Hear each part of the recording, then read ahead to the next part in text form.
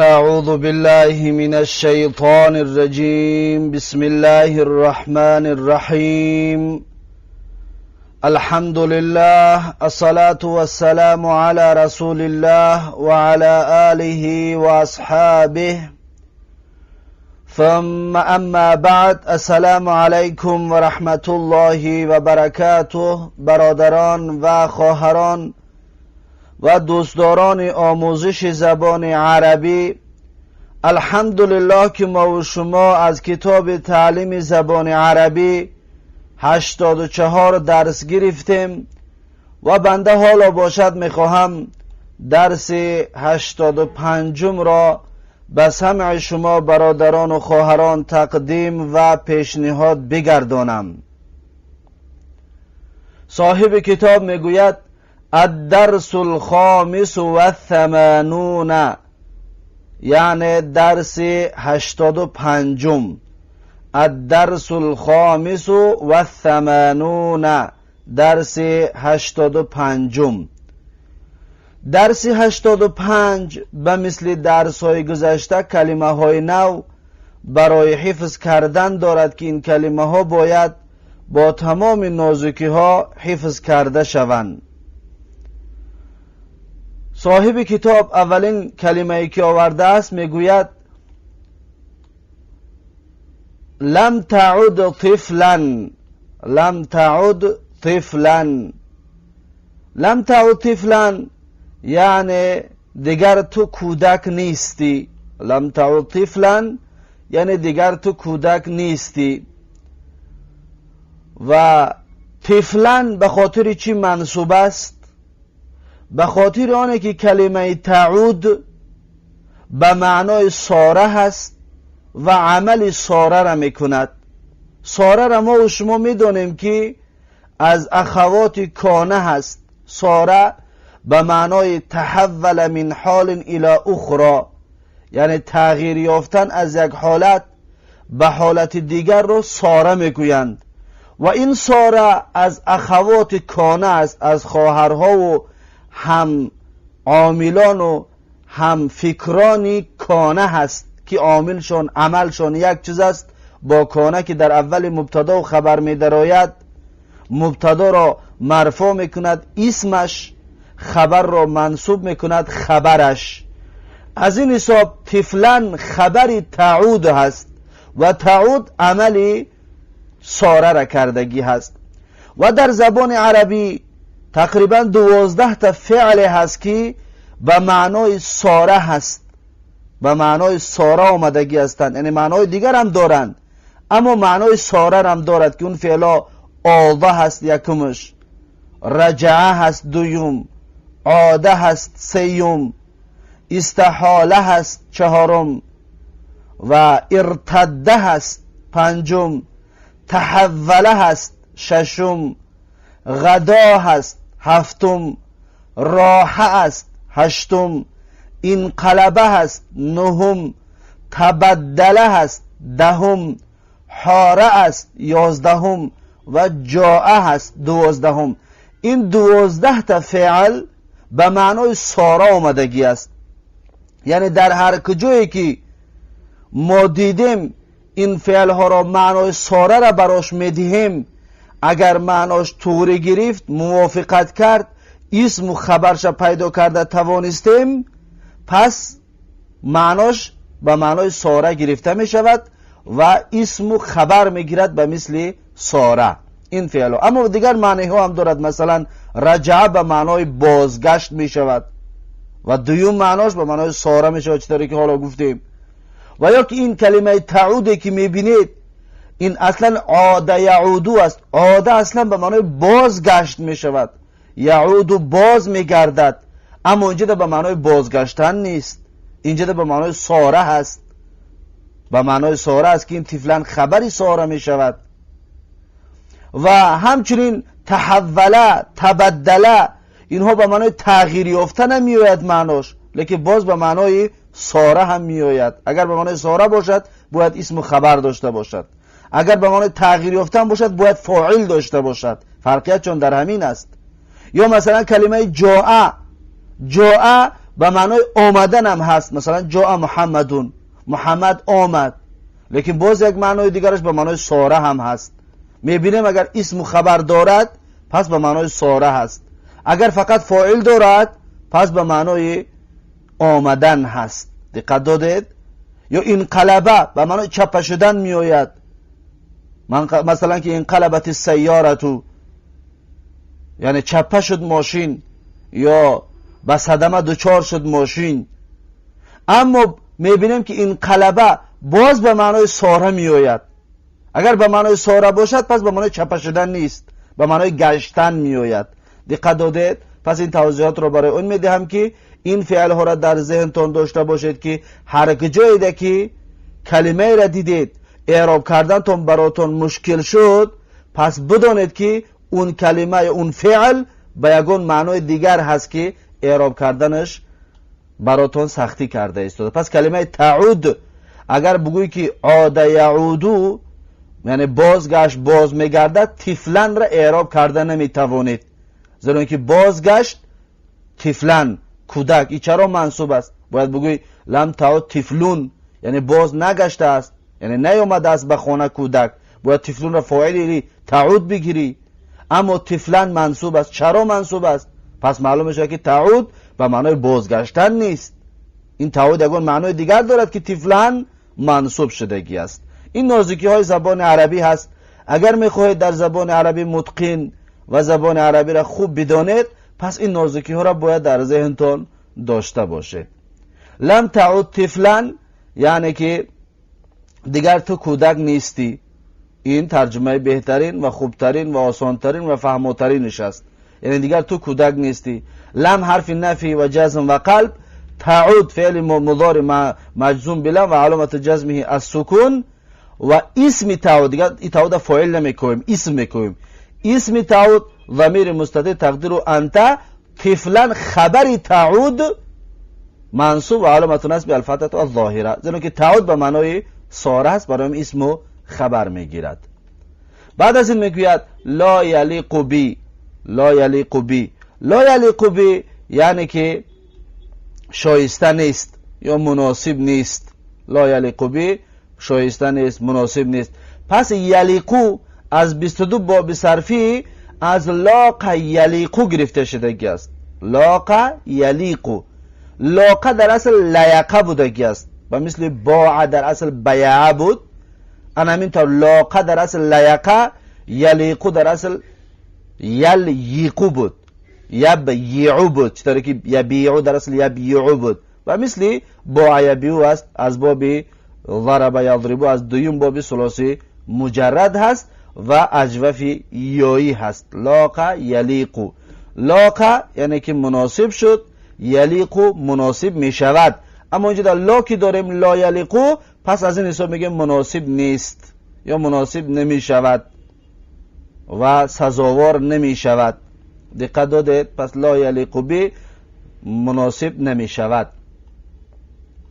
و درباره چطوری که پیشتر قید کردیم تعود گفتیم اخوات دارد، یا چند فعل های 12 فعل را گفتیم در زبان عربی به معنای ساره هست. آذ، رجع، عاد، استحال، ارتد، تحول، غدا، راح، انقلب، تبدل، حار، جاء. اینها گفتیم به معنای ساره می آید. پس اینها را دیدید، پس معنای ساره را خود چه میتیم؟ مثلا جاء را دیدیم نمیگیم که آمد، پس میگیم گشت.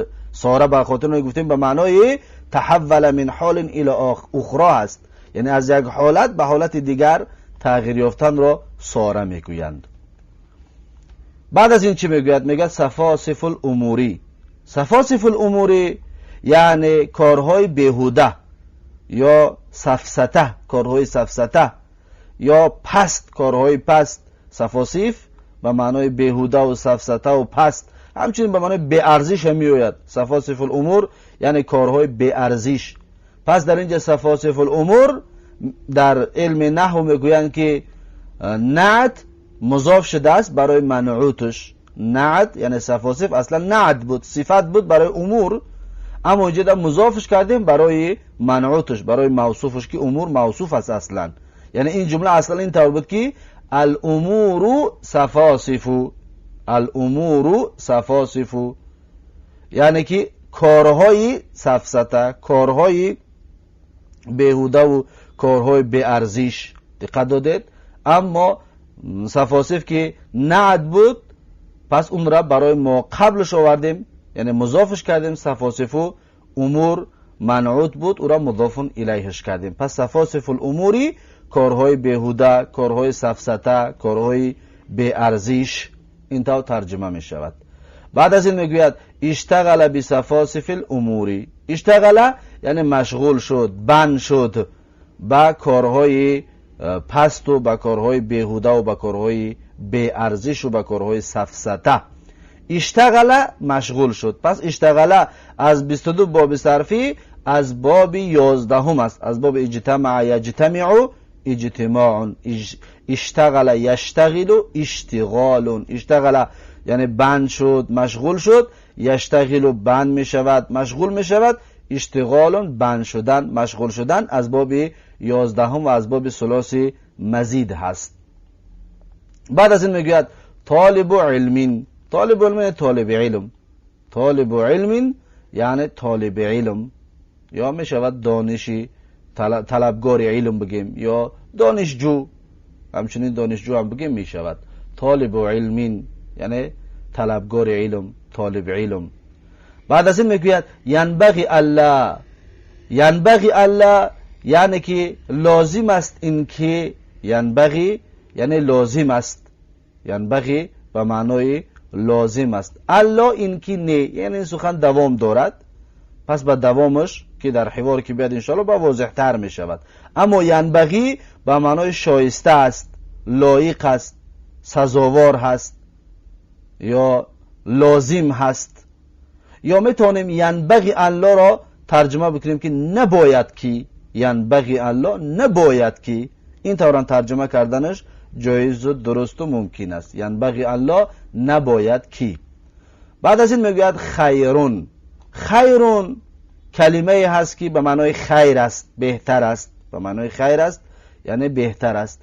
و این کلمه خیر یا در زبان عربی ما سه کلمه داریم که اون سه کلمه اصلا اسم تفضیل هستند و همزه اشان را حذف میکنن بدون یگان قاعده ندارن.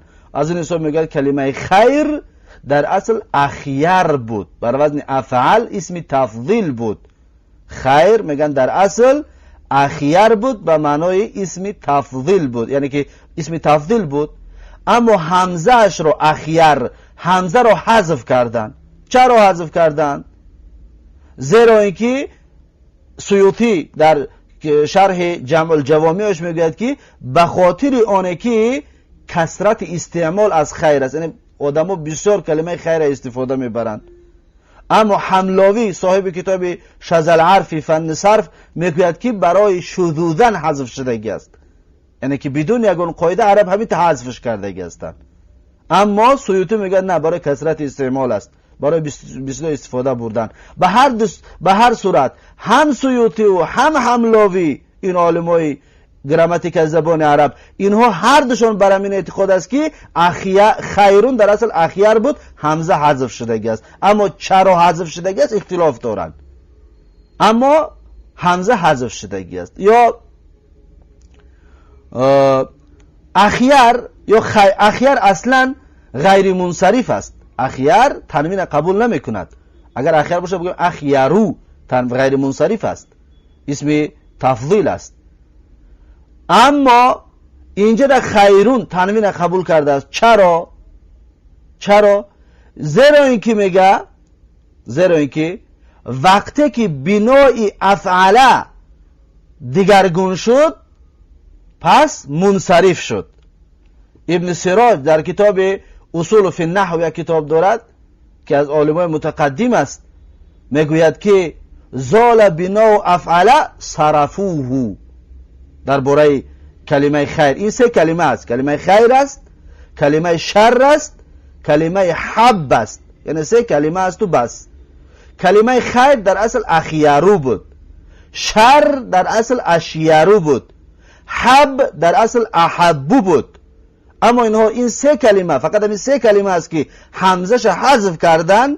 ابن سراج میگوید زال بنا و افعله، وقتی بنای افعله رو همزه رو ما از بین بردیم، بنای افعله تغییر یافت، میگه صرفوه، پس میگه منصرفش خواندن. از این حساب میگه خیرون میگوییم، شرون میگوییم، حبون میگوییم، زیرا که همزه این سه کلمه رو ما حذف کردگی هستیم.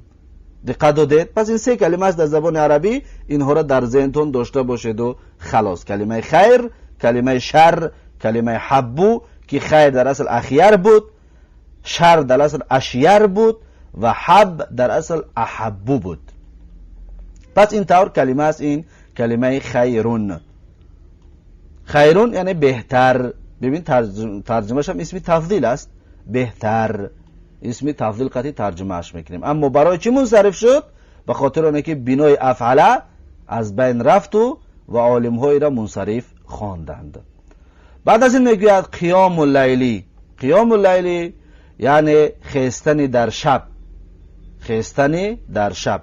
یادتون باشد ما و شما در کتاب الاجرومیه در مضاف مضاف الیه گفته بودیم که مضاف بین مضاف و مضاف الیه سه حرف جر یکی از اونها می درآید، یا فی است، یا مین است، یا لی است، حرف لام است.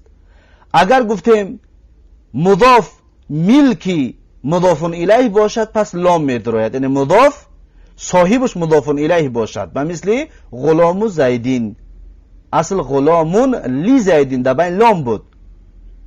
دقت دادید؟ پس غلام صاحب غلام کی است؟ زید است، یعنی خدمتگار صاحب خدمتگار کی است؟ زید است. پس غلام صاحبش زید کی باشه در بین لام میدروریم اگر ملک باشد. اما اگر که به معنای جزء باشد، یعنی که مضاف جزء از مضاف الیه باشد، به مثل باب الخشبی، باب الخشبی یعنی که دری که از چوب است، یعنی در جزء از چوب هست. پس در اینجا مین داریم، یعنی بابون من الخشبه اصلش حرفی مین می شود اگر جزء باشد.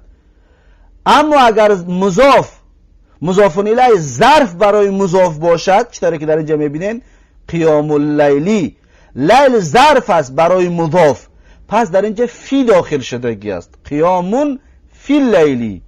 از این حساب در ترجمه میگیم که خیستنی در شب. در از کجا آمد؟ انا همون فیه که در تقدیری این کلمه لیل وجود دارد، در بین مضاف مضاف الیه انا همون فیه که هست. از این حساب میگیم قیامون فی اللیلی، یعنی قیامی در شب. اما در خواندن میخونیم قیام اللیلی. پس این کلمه مسئله مضاف مضاف الیه. بعد از این میگوید صلات اللیلی، یعنی نماز شب. صلات اللیلی یعنی نماز شب. پس لیل این ظرف است، یعنی صلاتون فی اللیلی، نمازی که در شب انجام داده می شود، اینا به تقدیر فی است. یا میگوید صلات التهجدی، یعنی نماز تهجد. پس در این جده صلات لی تهجدی است، یعنی که نمازی که برای تهجد خوانده می شود. دقت دادید؟ نمازی که تهجد نماز است. پس صلات التهجدی یعنی نمازی که برای تهجد انجام داده می شود. یا میتونه بگیم که منت تهجدی، یعنی صلات جزئی از تهجد است، یا تهجد خودش از نماز است، هر یک چیز است. اما این تهجد یعنی که خیستن در شب، قیام لیل یا قیام لیل میگوییم. پس اینجا در مضاف مضاف الیه هست. بعد از این میگوید خافه. خافه یعنی ترسید. خافه به معنای ترسید. خافه فعل مضارعش میشود یخافو، یعنی می ترسد. یخافو یعنی می ترسد. مصدرش میشود خوفون، یعنی ترسیدن. خوفون یعنی ترسیدن. پس خافه یخافو از 22 باب صرفی از باب 4 هست. خافه در اصل خویفه است. این الفی که میبینید این واو است اصلا. خویفه، واو متحرک ما قبل مفتوح رو قلب الف میکنه میشه خافه. یخافو در اصل یخوفو است. واو حرکت در ما قبلش میتیه میشه یخوفو. واو ساکن در محل حرکت ما قبل مفتوح رو قلب الف میکنیم، میشود یخافو. پس این گپایی که گفته ایستادم در دفتر بنویسید، خوبتر میفهمید. خاف یخافو، ترسید میترسد، از باب علم یعلمو است، از باب چهارم، اما این اجوفی واوی هست. بعد از این میگوید سوا. سوا یعنی غیری، این از حروف استثناء است. سوا از حروف استثناء است. سوا این مضاف می شود، بعدش مضافون الیهی. سوا یا از ادوات استثناء است. سوا، سوا، سوا، سوا، سوا، سواون با همزه، سواون کشید با همزه می شود، اما سوا، سوا به این طریق نوشته می شود. سه وجه خواندنش جایز است، اما سواون با همزه نوشته می شود. معنیش یک چیز است، به معنای غیر یا یکسان است، به این معنا فهمیده می شود. و همچنین الا هم از حروف از ادات استثناء هست، اما سوا، سوا، سوا این اسم هستند، از این حساب بعدش مضافون الیهی می آید. بعد از این میگوید وحدهو. وحدهو یعنی وی به تنهاییش. وحدهو یعنی به تنهایی وی. وحده به تنهایی هو وی. وحدهو به تنهایی وی. وحدک یعنی به تنهایی تو. وحدک به تنهایی تو. وحدی به تنهایی من. وحدی به تنهایی من. بعد از این میگوید کفاه الله، یعنی کفایت کند وی رو الله. کفایت کند وی رو الله. بسنده است وی رو الله. کافی است وی رو الله. بعد از این میگوید محاضرتون. محاضرتون یعنی سخنرانی، سخنوری، سخن کردن، یعنی یک موضوع خطبه کردن، امر معروف کردن. محاضرتون سخنرانی و سخنوری. جمعش میشود محاضراتون، سخنوری ها، سخنرانی ها. پس این کلمه محاضرتون این مصدر هست، از باب حاضر یحاضر محاضرتن، یعنی از 22 باب صرفی از باب نهم هست. قاتل یقاتل مقاتلتن بود، این حاضر یحاضر محاضرتن این مصدر است. حاضر یعنی سخنوری کرد، یحاضر سخنوری میکند، محاضرتن به معنای سخنوری کردن. همچنین حاضر یک کس را حاضر کردن میشود، به معنای حاضر کرد یک کس را، یک کس نبود اون را حاضر کرد، به این معنا هم می آید، یعنی به معنای گوناگون می آید، وابسته به سیاق جمله، به اون جمله‌ای که در داخلش کلمه اومدگی است ما میفهمیم که این به کدام معنا هست. پس محاضرتون به معنای سخنوری کرده، به معنای حاضر کردن هم می آید. بعد از این میگوید القا محاضرتن. القا محاضرتن یعنی تقدیم کرد محاضره را، تقدیم کرد سخنرانی را، یعنی امر معروف کرد. القا محاضرتن یعنی امر معروف کرد. پس کلمه القا این فعل ماضی است، از 22 باب صرفی از باب هفتم هست. القا یلقی القاءن هست. القا یعنی که تقدیم کرد، یلقی تقدیم میکند، القاء تقدیم کردن، از باب اکرم یکرم اکرامون هست. بعد از این میگوید حاجتون. حاجتون یعنی حاجت، نیاز، احتیاجمندی. حاجتون حاجت. هو بحاجتین الی، یعنی که وی احتیاج دارد به. این بحاجتین بیره ترجمه نمیکنیم. هو بحاجتین الی یعنی وی احتیاج دارد به، وی احتیاج دارد به، سخن دوام دارد. بعدش میگه تعبون. تعبون یعنی خستگی. تعبون یعنی خسته، بیفره، مانده. تعب به این معناها است، خسته و بیفره و مانده. بعد از این میگوید عادلون. عادلون یک انسانی عادل. عادلون یعنی یک انسانی عادل. این اسمی فاعل هست، این اسمی فاعل هست. این اصلی کلمه عادلون از فعل عدل یعدلو گرفته شده است. عدل عدل کرد، یعدلو عدل میکند. عادلون یک انسان عدل کننده، این اسمی فاعل است، عدل کننده. جمعش جمع تکسیر آورده است عدولون، عدل کننده ها. عدولون یعنی عدل کننده ها. بعد از این میگه ظالمون. ظالمون یعنی ظالم. این ظالمون همچنین اسمی فاعل هست. ظالمون بر وزن فاعلون اسمی فاعل هست، اما فعلش ظلم یظلمو است. ظلم ظلم کرد، یظلمو ظلم میکند، ظالمون یک کسی ظلم کننده. ما شما میگیم ظالم از فلانی، یعنی ظلم میکند. ظالمون یعنی ظلم کننده، اسم فاعل هست از ظلم یظلمو. بعد از این میگه ظلمتون. ظلمتون یعنی ظالم ها، ظلم کننده های مردانه. این تی که در آخرش میبینید این برای مؤنث نیست، این برای مذکر هست. ظلمتون و مثل طلبتون، طالبون. جمعش یا جمع دیگر دارد به معنای بر وزن فعلتون، طلبتون. پس ظالمون هم ظلمتون بر وزن فعلتون جمع می شود. دقت دادید؟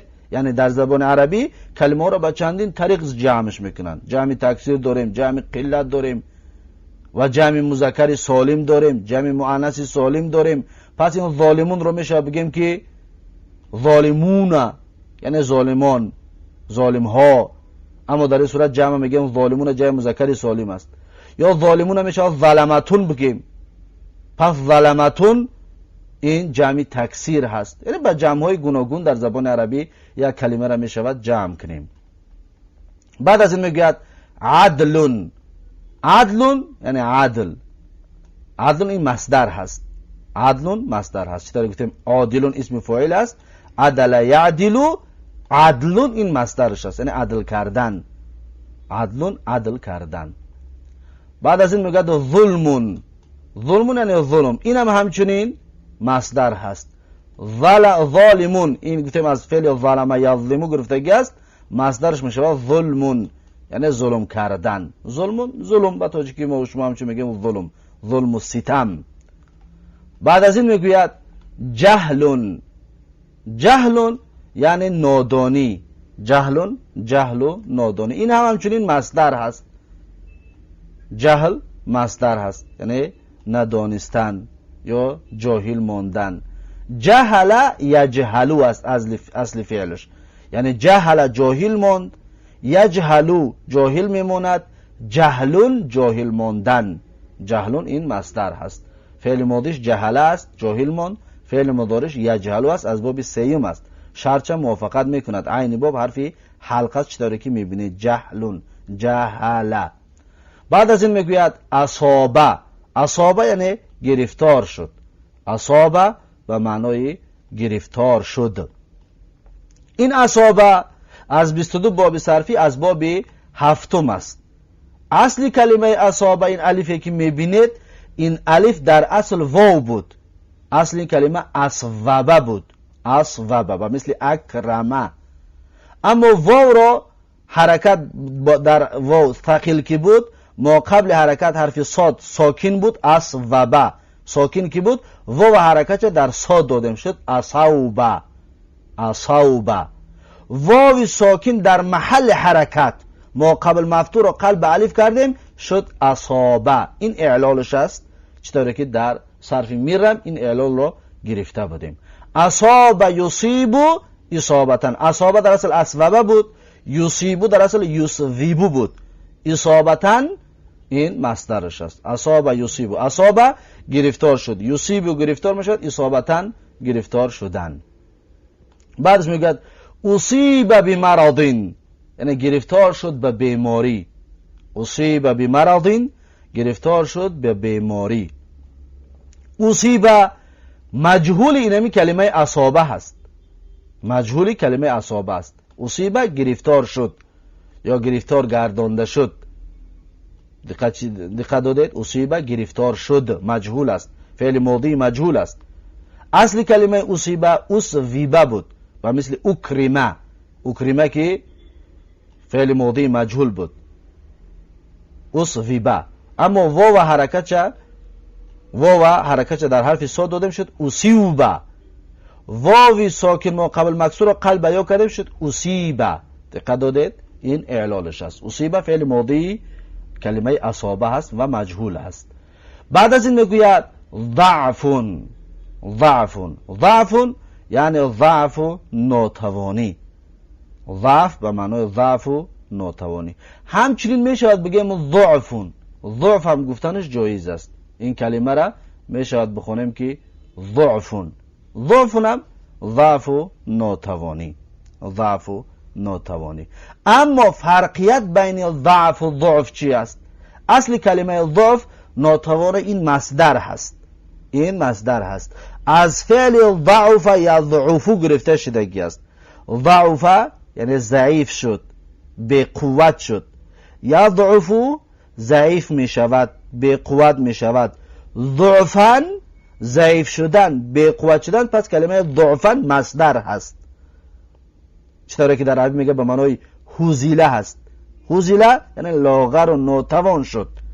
و مرض و ذهبت قوته او صحته میگه معنای ضعفه، یعنی مرض بیمار شد، و ذهبت قوته و صحته یعنی قوه و صحت بدنش از بین رفت، یعنی بی قوت شد، همین را میگن ضعفه، یعنی به تاجیکی میگه ضعیف شد، ضعیف شد، لاغر شد. همچنین ضعفن به معناهای دیگر هم میآید، به معنای زاده میآید. ضعف یعنی که دوچند، زیادتر، یا ضعف به معنای بسیار هم میآید، به معنای کثره هم میآید، یعنی معنای گوناگون قطعی میآید. و همچنین کلمه ضعف بگوییم یا ضعف بگوییم، بعضی علما فرق گذاشته هستن بین ضعف و ضعف. بعضی ها فرق گذاشته هستن، میگن که ضعف در جسد می شود، وقتی این طوری که ضعف با حرکت ضمه ضاد باشد، یعنی با ضم باشد حرف ضاد، در این صورت یعنی که ضعیفی و ناتوانی که در بدن انسان هست، این را میگن ضعف. اما میگن ضعف باشد اگر، یعنی که با فتحه قطعی باشد ضعفون، اینو ضعفون رو میگن در رأی و در عقل هست. اگر آدم رأیش اگر ضعیف باشد، فکرش ضعیف باشد، یا عقلش کمتر باشد و ضعیف باشد، او را میگن ضعف. بعض علمای اینطور فرقیت گذاشته هستند. بعض علمای دیگر میگن نه، هما معا، یعنی هر دوش معنیش یک چیز است. چی بگوی ضعف، چی بگوی ضعف، یک معنی دارد. الله هم در قرآن این کلمه را آوردگی است که الله میگوید الله الذی خلقکم من ضعفین. ببینید، من ضعفین با فتحی ضاد آورد، ضعف. و جعل من بعد ضعف قوة ثم جعل من بعد قوة ضعفا، همش با یعنی که فتحه حرف ضاد آورد، ضعف آورد. ولیکن ابن عمر رضی الله عنه میگوید نزد پیغمبر صلی الله علیه و سلم همین آیت رو خواندم که الله الذی خلقکم من ضعف ثم جعل من بعد ضعف قوة ثم جعل من بعد قوة ضعفا، میگه همین آیت رو خواندم، پس پیغمبر صلی الله علیه و سلم میگه برام تعلیم داد، برام میگه تعلیم داد، گفت فاقرعنی من الضعفین، پس میگه برای من یاد داد، گفت ضعف بخوان. دقت دادید؟ پس یعنی آیت رو بخون به طریق اینکه الله الذی خلقکم من الضعف. دقت دادید؟ پس این یعنی روایت داریم در این باره از قرآن هم دلیل داریم. و ضعف و ضعف گفتن بعض علما میگن هر دوش به یک معنی هست، بعض علما میگن نه فرقیت هست، چطوری که اختلافشون هم ذکر کردیم. بعد از این میگوید غلبه. غلبه یعنی که غالب آمد، غلبه غالب آمد، غلبه به معنای غالب آمدن، یعنی بالا او ده غالب شد، غالب آمد. فعل مضارعش یغلبو، غالب می شود، یغلبو یعنی غالب می شود. مصدرش غلبتون، غلبتون غلبه کردن، غالب شدن، غلبتون غلبه کردن، غالب شدن.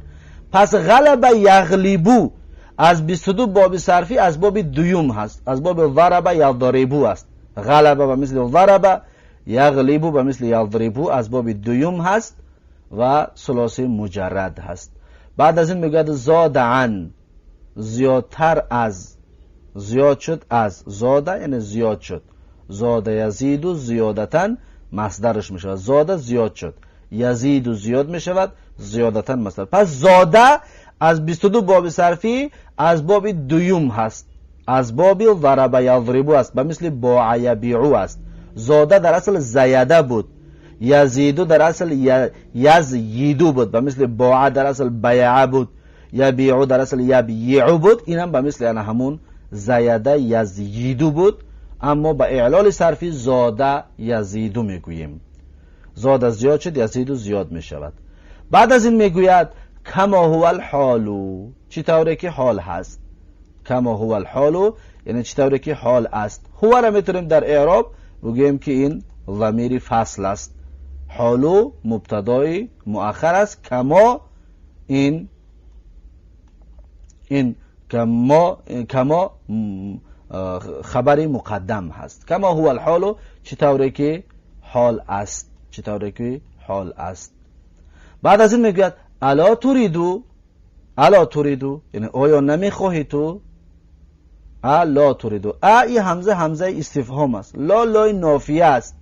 دقت دادید تريدو فعل مضارع است. الا تريدو یعنی آیا نمیخواهی تو. آیا نمیخواهی تو. پس تريدو از اراده یریدو گرفته شدگی است. اراده یعنی خواست، یریدو میخواهد، ارادتاً خواستن. پس اراده این از بابی هفتم است، از باب اکرم یکرم و اکرامن هست. اراده در اصل اریده بودگی است و یریدو در اصل یریدو بودگی است، یریدو. اما با اعلال صرفی نمیگیم اریده، میگیم اراده. نمیگیم یریدو، میگیم یریدو با اعلال صرفی. چطوره که در اصابه گفتیم، در اصابه گفتیم فقط این واو بود، این الفی که میبینید اصابه این واو بود، اصوبه. اما در اراده اون یا بود، اریده بود، یعنی یا بود قلب الف شد، اراده شد در فعل ماضی. پس این هست کلمات نوی درس 85. با همین کلمات نوی درس 85 به پایان رسید. پس میگذاریم به حوار و گفتگوی درس 85. صاحب کتاب میگوید انک الان شاب ولم تعد طفلا فلا یلیق بک ان تشتغل بسفاسف الامور. یعنی که و تو حال حاضر، انک هر آینه تو حال حاضر شاب جوان هستی. انک الان شاب هر آینه تو حال حاضر جوان هستی. ولم تعد طفلا یعنی دیگر کودک نیستی تو. فلا یلیق بک پس شایسته نیست برای تو، یا بره برای تعدیه بگیریم پس لایق نیست تو را، شایسته نیست تو را. بره ترجمه نکردیم برای تعدیه که شد تو را مفعول به حرف کاف رو میگیریم. فلا یلیق بک پس سزاوار نیست تو را، شایسته نیست تو را. ان تشتغل بسفاسف الامور مشغول شوی، یا این که مشغول شوی با کارهای بیهوده، با کارهای سفسطه و با کارهای بی ارزش. میگه انک الان شاب ولم تعد طفلا فلا یلیق بک ان تشتغل بسفاسف الامور. هر آینه تو حال حاضر جوان هستی و دیگر کودک نیستی، پس شایسته نیست تو را مشغول شدن با کارهای بیهوده. انک کاف اسم این، الان ظرف است، شابون خبر این، ولم تعد طفلا. طفلا برای چی منصوب است؟ گفتیم خبری تعود است، تعود به معنای ساره است، اسم خبر میگیرد. فلا یلیق بک، فلا یلیق پس لایق نیست، بک تو را، این به برای تعدیه است، کاف در محل نصب مفعول به. ان تشتغل یلیق فعل مضارع است، فاعلش در کجا است؟ ان تشتغل به تعویل مصدر فاعل یلیق هست. یعنی فلا یلیق بک اشتغال بسفاسف الامور. اصل کلمه این طور است، فلا یلیق بک اشتغال بسفاسف الامور، یعنی شایسته نیست تو را مشغول شدن با کارهای بیهوده و بی ارزش. بعد از این میگوید و انت طالب علم و تنام کثیرا ینبغی ان لا تزید نومک عن 6 ساعات. یعنی که و انت طالب علم یعنی تو طالب علم هستی، و تنام کثیرا و خواب میشوی تو خیلی بسیار. ینبغی ان لا یزید نومک عن 6 ساعات. ینبغی یعنی شایسته است، لازم است که زیاد نشود خواب تو از 6 ساعت، یعنی از 6 ساعت زیاد خواب نشوی. و انت طالب علم و تنام کثیرا ینبغی ان لا یزید نومک عن 6 ساعات. یعنی و تو طالب علم هستی و خواب میکنی بسیار شایسته است یا لازم است زیاد خواب نکنی از 6 ساعت. لا یزید نومک یعنی زیاد نکنی خوابت را از 6 ساعت. پس انت مبتدا، طالب علم خبر، و تنامو کثیرا. کثیرا اعرابش چی است؟ در گذشته بارها گفتیم کثیرا نایب از جای مفعول مطلق هست، یعنی اصل کلمه تنام نوما کثیرا هست، صفت برای مفعول مطلق است. نوما که مفعول مطلق تنامو بود او را حذف میکنیم، کثیرا را در جاش میگذاریم، پس میگیم کثیرا نایب از جای مفعول مطلق. در اعراب میگیم نایب از جای مفعول مطلق، برای هم خاطر منصوب است. ینبغی لازم است یا حتمی است.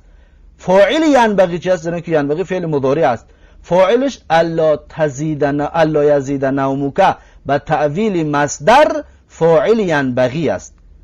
پس اصل جمله این طور است که ینبغی عدم زیادت نوم ایاک. دقت دادید؟ یا که میتونیم بگیم ینبغی عدم زیادت نومیک. عدم زیادت نومیک، عدمو اکنون فاعل ینبغی میشد به تعویل مصدر. اون عدمو را از کجا میاریم؟ از کلمه لا. لا نافیه کی است؟ عدمو را میاریم تا اینکه نفی شود. یعنی ینبغی عدم زیادت نومیک یعنی حتمی است زیاد خواب نکردنت. اینطور ترجمه می شود، حتمی است زیاد خواب نکردنت. اما الله یزیده فعل مضارع منصوب است با ان ناصبه. نوموک نومو فاعل یزیده است، زیاد شود خوابی تو، زیاد شود چی زیاد شود؟ نوم، خواب. این فاعل یزیده است. عن 6 ساعت از 6 ساعت. بعد از این میگوید ولا تنس قیام اللیل لصلاة اللیل فإن الخیر كله فی صلاة اللیل. میگوید که فراموش نکن خیستن شب را. ولا تنس قیام اللیل، فراموش نکن خیستن شب را. لصلاة اللیل، برای نماز شب. فإن الخیر كله، پس ارائن خیر همه اش، یعنی همه خیر، فی صلاة اللیل، در نماز شب است، در نماز تهجد و در نماز قیام لیل هست. میگه ولا تنس قیام اللیل لصلاة اللیل فإن الخیر كله فی صلاة اللیل. فراموش نکن خیستن شب را برای نماز شب، پس هر آینه همه خیر در نماز شب است. ولا تنسه این لالای ناهیه است. تنسه در اصل تنسه بود، نسیه ینسه الف داشت، نسیه ینسه، اما اون حرف علت حذف شد به سبب لای ناهیه. این لای ناهیه است. پس میگیم تنسه فعل مضارع مجزوم به لای ناهیه و علامت جزمی حذف حرف علت. حرف علت ما در اینجا حذف کردیم، اصل تنسه بود، الف داشت. فاعلش ضمیر مستتر تقدیر انت قیامه مفعول به. قیامه مضاف، برام خاطر مفعول به که است، منصوب است. لیلی مضاف الیه، لصلاة لیلی جار و مجرور، مضاف مضاف الیه. فإن الخیر، این از اخوات این حرف مشبهه بالفعل. الخیر اسم این کله توکید معنوی برای خیر. دقت دادید؟ کله برای چی منصوب است؟ برای توکید معنوی است. توکید ما خونده بودیم که از توابع است. خیر را تابع کرده، خیر آخرش منصوب است، کله را آخرش منصوب میکنیم. کله مضاف هم مضاف الیه. فی صلاة اللیل جار و مجرور متعلق به کائنون خبر این را خیر اسم این است، فی صلاة اللیل خبر این هست. بعد از این میگوید ماهی صلاة التهجدی، یعنی نماز تهجد چی است؟ ماهی چیست وی نماز تهجد؟ ماهی صلاة التهجدی، نماز تهجد چی است؟ این هیه را میتونیم ضمیری فاصل بگیریم، ترجمهش هم نکنیم میشد. ماهی صلاة التهجدی یعنی چیست نماز تهجد؟ چیست نماز تهجد؟ ما مبتدا، صلاة التهجدی خبر، هیه ضمیری فاصل. بعد از این میگه صلاة التهجدی هی صلاة بعد النوم و هی صلاة اللیل. میگه نماز تهجد وی نماز بعد از خواب است و وی نماز شب هست. صلات تهجدی یعنی نماز تهجد، هی صلات بعد النومی یعنی وی نمازی بعد از خواب است، یعنی کم تا خواب میشه میخیزی بعد میخونی، و هی صلات اللیلی و همون نماز تهجد نماز شب هست. بعد از این میگه یا ایها الولد المسلم خف الله ولا تخف سوى الله فمن خاف الله وحده ولم يخف سواه كفاه الله. میگه که یا ایها الولد المسلم یعنی ای فرزند ای پسر مسلمان، خف الله از الله بترس. خاف یخافو اسم فعل امر میشه خف از تخف گرفته شده است، خف. پس خف الله بترس از الله، ولا تخف سوى الله و نترس از غیر الله، نترس از غیر الله. فمن خاف الله پس هر کسی بترسد از الله وحده به تنهایی، یعنی در حال بودن الله به تنهایی، فقط از الله بترسد، ولم یخف سواه کفاه الله و نترسد از غیر الله، کفاه الله الله اون را کفایه میکند، الله برایش کافی است. یا حرف ندا ایو منادا، ایو منادا مبنی علی الضم فی محل نصب. ایو اینها های تنبیه هست، ایو را های تنبیه اعرابش میکنیم. الولدو را بدل از ایو میگیریم، ایو مبنی علی الضم است، الولدو را همچنین ضمه میگیریم. دقت دادید؟ یا ایها الولدو، پس میگیم ولدو بدل از ایو هست، بدل از ایو هست و مطابقت کردگی است لفظ ایو را که لفظ ایو مبنی است، مبنی علی الضم، برای همین خاطر مرفوع شده است. المسلمو این صفتی الولدو هست. خفی فعل امر فاعل ضمیر مستتر تقدیر انت، الله مفعول به برای خف. ولا تخف لا لای ناهیه است، تخف فعل مضارع مجزوم بلای ناهیه، فاعل ضمیر مستتر تقدیر انت. سوى الله سوى مفعول به منصوب و علامت نصب الفتحة المقدره منع من ظهورها الاعتذار. حالت اعرابیش ظاهر شدنش منع کردگی است اعتذار، یعنی عذر بودنی قبول کردن این الف حرکت را. سوا مضاف الله مضاف الیه. فمن خافه پس هر کسی که بترسد از الله، من شرطیه، خاف الله وحده و من فمن خاف الله وحده پس هر کسی که بترسد از الله تبارک و تعالی وحده، خاف فعل ماضی فاعل ضمیر مستتر تقدیر انت، الله الله مفعول به خاف. وحده یعنی که این حال است. برای چی منصوب است این کلمه وحده؟ این حال است. پس ما گفته بودیم که حال باید نکیره باشد و مشتق باشد. کلمه وحده نه نکیره هست، وحده به سبب اضافه شدن به ضمیر معرفه شدگی است، و نه مشتق است، نه اسم فاعل است نه اسم مفعول است، یعنی مشتق نیست. پس چطور این حال شدگی است؟ پس حالتایی هست که حال میتوند غیر مشتق باشد و حال میتوند معرفه باشد، چند حالتای معین دارد. از جمله نمی کلمه وحده به تعویل مصدر حال است یا به تعویل مشتق حال است. وحده را میگه به تعویل مشتق حال است، یعنی وحده در اصل منفردن هست، منفردن، یعنی فمن خاف الله منفردن پس هر کسی که بترسد از الله در حال بودن الله به تنهایی، که الله تنها است، فقط از الله بترسد. ولم یخف سواه کفاه الله و نترسد از غیر الله، الله براش کفایه میکند. بعد از این میگوید سیلقی استاذنا غدا محاضرة عن حاجة الناس الى الاسلام الا تريد ان تحضر المحاضرة بلا بكل ارتياح. میگه سیلقی استاذنا غدا محاضرة، یعنی بزودی تقدیم میکند استاد ما فردا سخنرانی را، سخنوری میکند فردا. استاد ما میگوید عن حاجت الناس الى الاسلام، درباره احتیاج داشتن مردم به اسلام. الا تريد ان تحضر الا تريد ان تحضر المحاضره، آیا نمیخواهی که تو اشتراک بکنی در سخنوری؟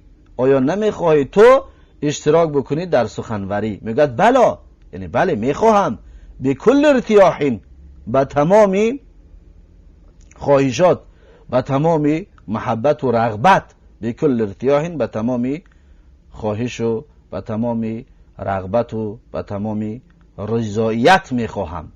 سیلقی استاذنا غدا محاضرة عن حاجة الناس الى الاسلام، الا تريد ان تحضر المحاضرة؟ بلا بكل ارتیاح. میگه بزودی تقدیم میکند استاد ما فردا سخنوری را درباره احتیاج داشتن مردم به اسلام، آیا نمیخواهی اشتراک بکنی در سخنوری؟ بله میخواهم، بكل ارتیاح، به تمامی خواهشات. سیلقی فعل مضارع، استاذو فاعل یلقی، غدا این ظرف است برای مخاطر منصوب است، محاضرتا مفعول به یلقی است، محاضرتا مفعول به است، عن حاجة الناس الى الاسلام. الا تريد ان تحضر فعل مضارع منصوب به ان، المحاضرة مفعول به تحضر. بلا بكل ارتیاح، بلا حرف جواب هست.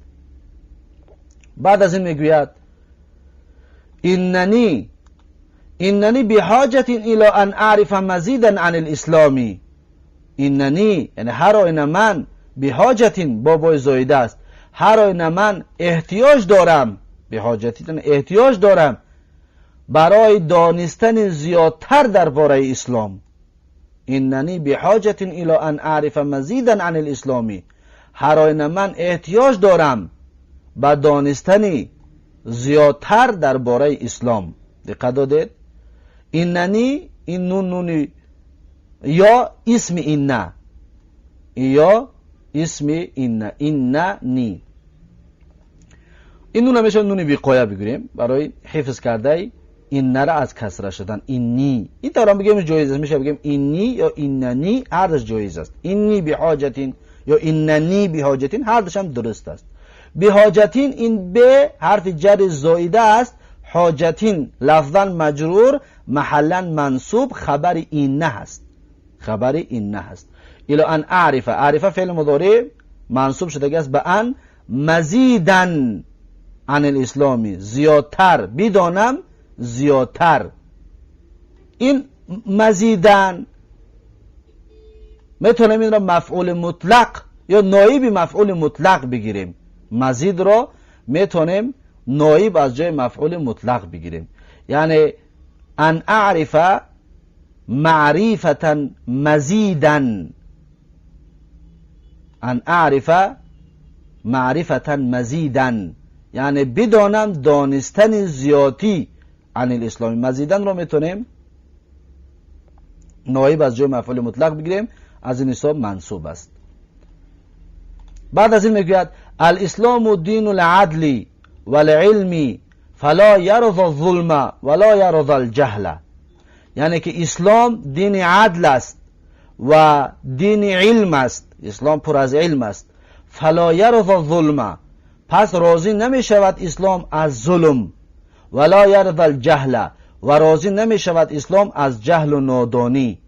از جهل اسلام راضی نیست، اسلام مردم را به دانش و به فرهنگ و به فهمیش دعوت میکند.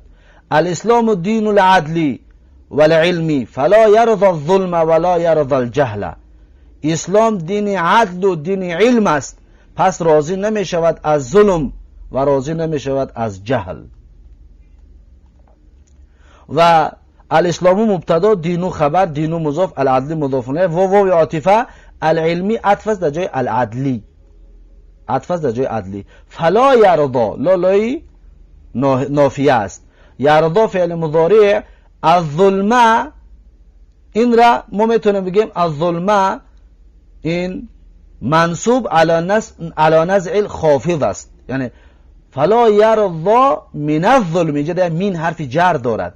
مین اگر گرفتیم حرف جر را، ظلمی که مجرور بود منصوبش میکنیم، پس این اعراب در میگیم الظلمه، الظلمه منصوب علی نزع الخافض، منصوب علی نزع الخافض. ولا یرضى الجهل، جهل همچنین منصوب علی نزع الخافض. ولا یرضى عن الجهلی اصلش، ولا یرضى عن الجهلی، و راضی نمیشه. در ترجمه بینید میگیم فلا یرضى الظلم ولا یرضى الجهل، پس راضی نمیشود از ظلم، از میگوییم، و راضی نمیشود از جهل. دقت دادید؟ به خاطر اینکه عن یا من حرف جر در اینجا وجود دارد.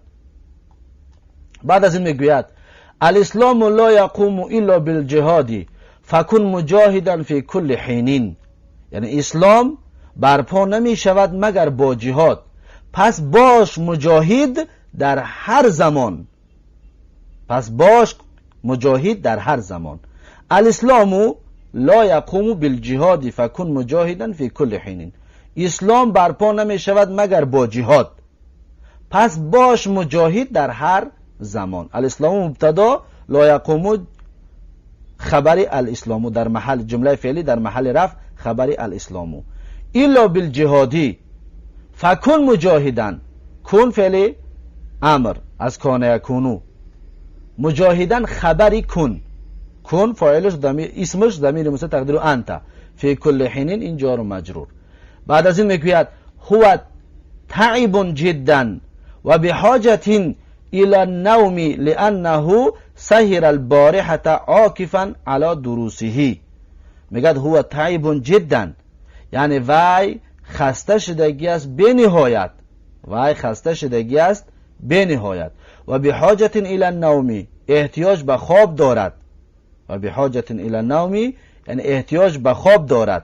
لانه زیرا اینکه وی، لام تعلیل، زیرا اینکه وی سهر البارحه یعنی شب زنده داری کرد شبی گذشته را، عاکفا علی دروسه لازم گیرنده درسایش را یا روی آورنده درسایش را. هو مبتدا، تعیبون خبر، تعیبون خبر هو، جدا مفعول مطلق برای فعل محذوف. و بحاجتین الی النوم، این واو عاطفه، بحاجتین عطف است در جای تعیبون، این بابای حرف جر زائده، حاجتین اصل در محل رفع است، زیرا که عطف است در جای تعیبون الی النوم. لانه، این هو اسم ان از اخوات این، سهره جمله فعلی خبر ان، سهره فعل ماضی، البارحه مفعول به سهره، سهره را فاعلش هو است، ضمیر مستتر هو. عاکفا این حال است از فاعل سهره، سهره هو البارحه حال کونه عاکفا، یعنی در حال بودنش همون آدم، هو عاکفا یعنی که روی آورنده یا لازم گیرنده در سایش را. بعد از این میگوید ابنی تعرض للبرد فاصیب بمرض فهو الان طریح الفراش، یعنی فرزند من دوچار شد در خنکی یا به خنکی، تعرض دوچار شد یا قرار گرفت، للبردی در خنکی.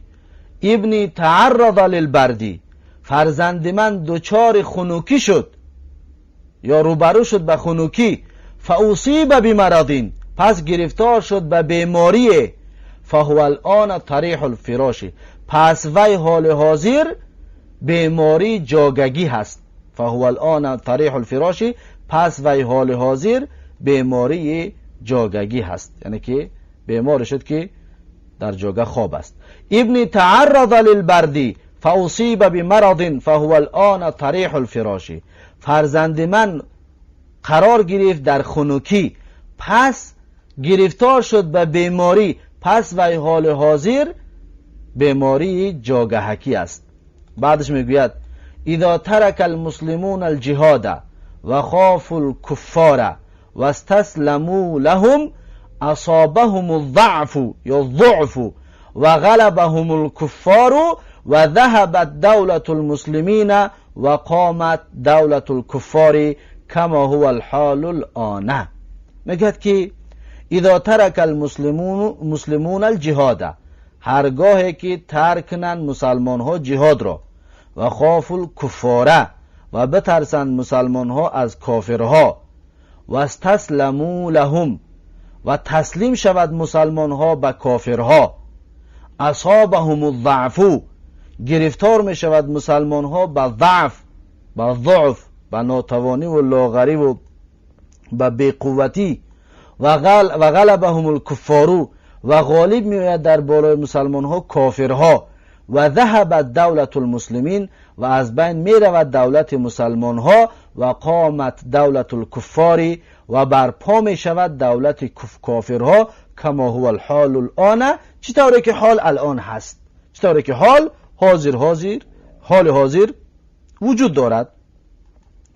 اذا ترک المسلمون الجهاد، اذا ترک فعل ماضی، المسلمون فاعل، ترک مرفوع علامت رفعه الواو لانه من الاسماء، لانه من جمع مذکر سالم، لانه جمع مذکر سالم، جمع مذکر سالم علامت رفع افتاده که به واو میشه. الجهاد مفعول به ترک، مسلمون فاعل ترک، جهاد مفعول به.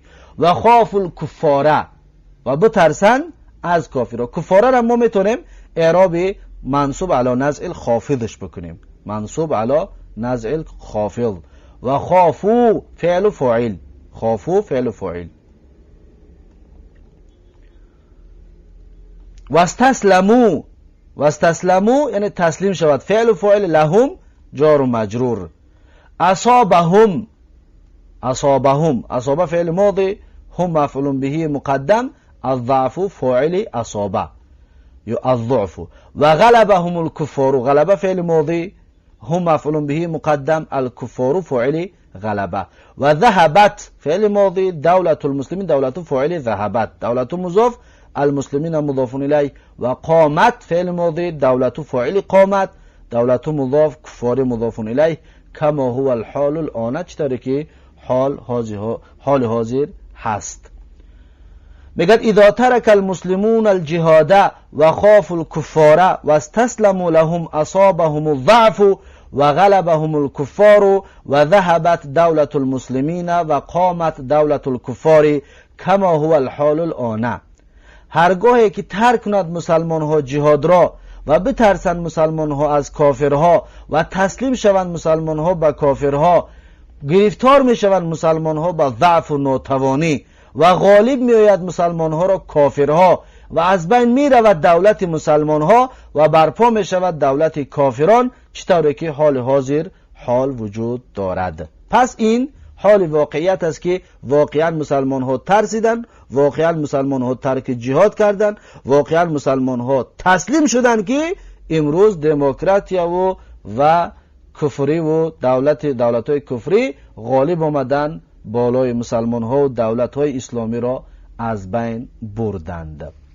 الله سبحانه و تعالی باز هم قوت اولی که مسلمان ها داشت، الله اون قوت را برای مسلمان ها بازگرداند. آمین یا رب العالمین. خب این هست درس 85 و این بود حوار و گفتگوی درس 85 و در اینجا درس 85 را به پایان میرسانم. تا درس آینده، تا درس 86 یک شما را به الله تبارک و تعالی میسپارم. هر کجایی که باشید سلامت و موفق و مؤید باشید. باز هم معذرت خواهی میکنم که درس از 1 ساعت گذشت، اما برای فهمیدن و دانستن لازم است که وقت صرف کنیم تا اینکه جدی مسئله را از خود بکنیم. بارک الله فیکم و جزاکم الله خیرا و السلام علیکم و رحمت الله و برکاته.